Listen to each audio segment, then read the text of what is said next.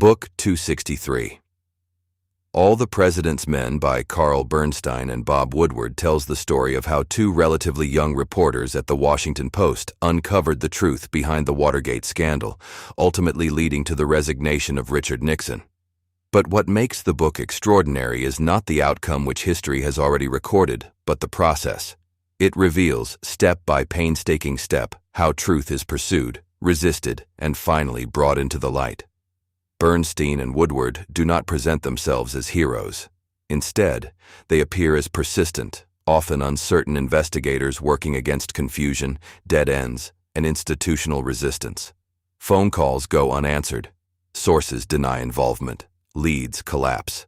The story advances not through dramatic breakthroughs, but through accumulation, small facts verified, patterns recognized, contradictions exposed.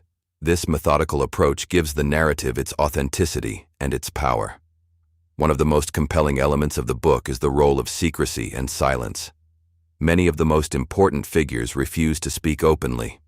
Information comes in fragments, often off the record, sometimes from shadowy sources like the now legendary Deep Throat. The atmosphere is one of tension and uncertainty, where the truth exists but is buried beneath layers of fear, loyalty, and political pressure. The book also portrays journalism as a collective endeavor. Behind the two reporters stands an entire newsroom editors who demand verification, who restrain speculation, and who insist on standards even under intense public scrutiny. The discipline of confirmation becomes a central theme. In a world of rumors and power, what matters is not what might be true, but what can be proven. Perhaps the most striking aspect of All the President's Men is how it redefines power.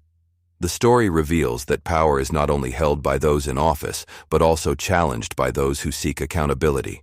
Yet this challenge is neither easy nor glamorous. It requires patience, courage, and a willingness to confront uncertainty without guarantees of success. Bernstein and Woodward avoid unnecessary flourish, allowing the facts to create their own drama. As the investigation deepens, the reader feels the widening scope of the scandal. What begins as a break-in gradually unfolds into a systemic abuse of authority. It is a reminder that democracy depends not only on leaders, but on institutions and individuals willing to question them.